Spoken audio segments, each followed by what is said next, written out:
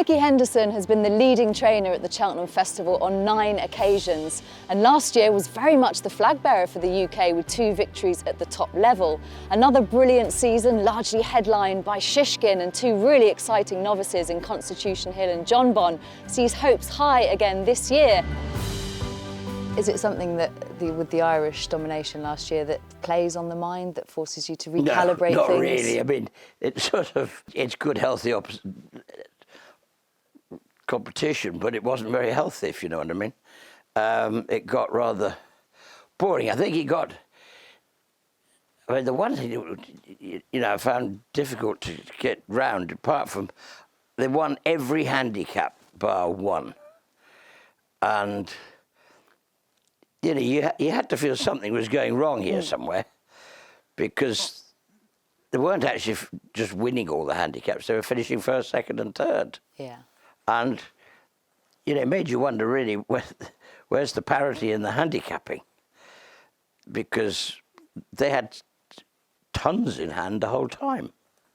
Has there been a bit of an adjustment? It's forced people to the handicapper to not that we relook can at notice, but I mean that's between the handicappers really. We'll see. We'll see what happens this time. I mean, I think otherwise you haven't got to start worrying about it if the same thing happens. I mean, obviously they've got horses that are well handicapped, but so should we have horses that are relatively well handicapped in this country. So I don't know. That for me was probably the most. Well, if they were winning the Group 1s, well, they were better horses. They have got very good horses, and they will have again. But so have we. So we've got every chance of winning something. Well, that gives They'll us. certainly win the Triumph Hurdle. That is about the one thing I can guarantee. Well, the one that they may not win, and looking very likely should come this way, is the Champion Chase. It must have given you such pleasure to have already faced that battle with the Nergamin that we were hoping to see last year at Ascot, and to see him win the way he did. I mean, can you describe what that was like and how much satisfaction that gave you? There was. I mean, I'd said to Willie, or said to the press the week before, that there are only 2 people on this planet who are not looking forward to this race and who aren't going to enjoy it. And that's Willie and I. And on the grounds that one of us was going to have to get beaten, and that was going to be tough. Okay, luckily it went our way. But it was never a given thing, that's for sure. It looked if we were in trouble. But it was the race everybody wanted, and it was great to be part of it. But there was only a length in it. Now, a length isn't anything. 6 weeks later, all sorts of, we're going left-handed this time, which actually possibly suits us. But there really is very little in it, and that was the good thing about it, because it didn't. If one of them had won by 10, 15 lengths, it would have actually wrecked the Champion Chase as a spectacle, because there was going to be an odds-on horse rather than you still got the 2 of them. There's nothing between them. Well, a lot of people would look at it and say, well, you didn't have your favoured set of circumstances at Ascot, and actually things might stack up to suit your horse better. But for you, it's not a foregone conclusion that he'll maintain that advantage. Conclusion. I know Willie says, I don't know what I'm going to do to beat him. Don't you worry, Willie's got plenty of good ideas how he's going to beat us. It is going to be another fascinating clash, because there is very little between them.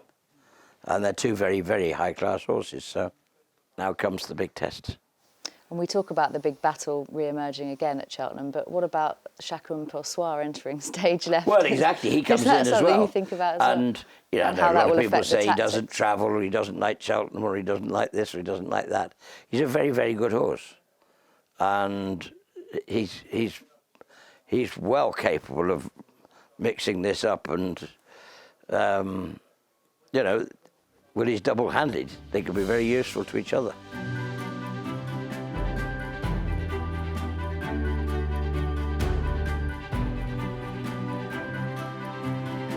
We'll move on to the Supreme, and obviously we had a chance to see both Constitution and Jonbon this morning, both very different horses. If we start with Constitution Hill, I'm just fascinated by a horse like him, and and how you go about training him, because he's obviously so laid back. You've said before how almost lazy he is at home. Do you have to train him differently? Does that affect how you deal with him? Because when we're just doing ordinary day-to-day routine work, yeah, he's lazy about it, but so what? I mean, he just doesn't roar up there and roar home again. He just goes up, comes down, goes back to bed. So when you got him from obviously Barry Geraghty, who sold the horse to you, I mean, at what stage do you know you've got an actual useful horse? Does he have to get on the race course to show that? I rang Barry about 3 times and said, "Listen, Barry, what on earth have you sold me?" Yeah.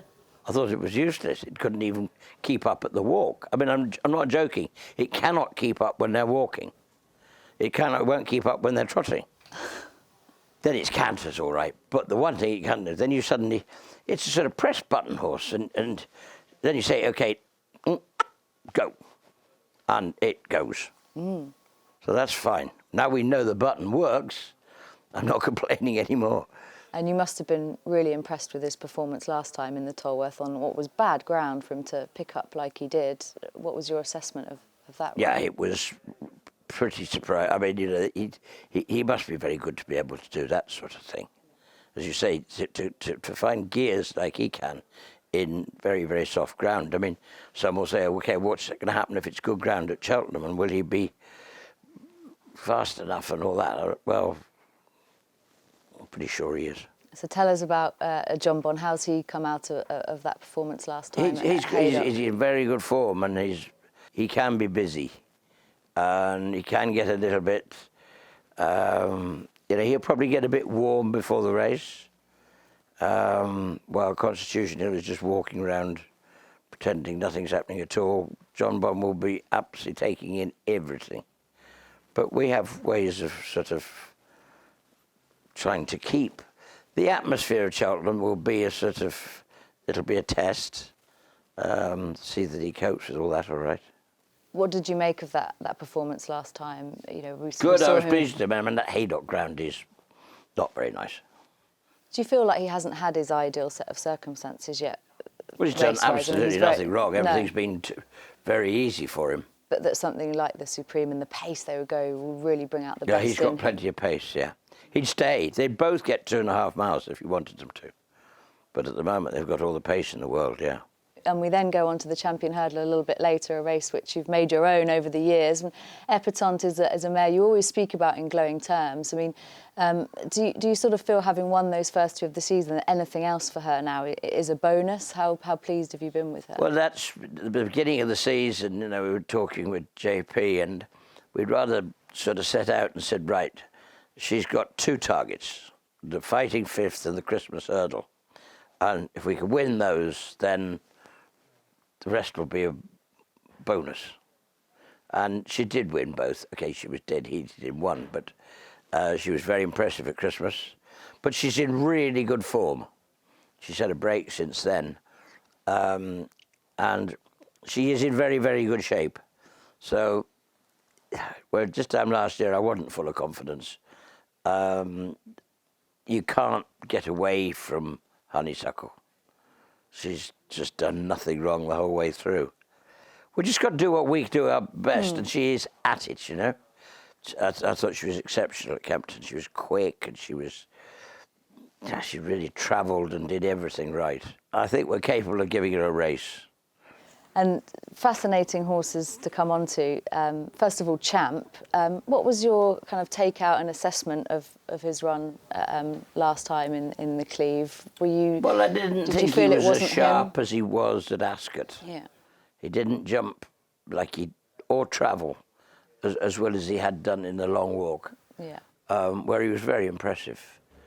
And I don't know, I mean, take nothing away from Paisley Park and what Emma achieved that day in getting him back, because, you know, you nearly got to the point where you thought, well, Paisley Park, he's probably had his days in the sunshine. And yet he was the one that took us out. Fair credit to them. And no doubt he'll be back in the same frame. We've got to improve on that. I think we can, and I hope we have. He's got to come back to his Ascot run. Yeah. if he does that, then he's a very live chance. And the other horse I find fascinating, who I think's got all the ability in there, it's just whether it comes out on the day, is Chantry House.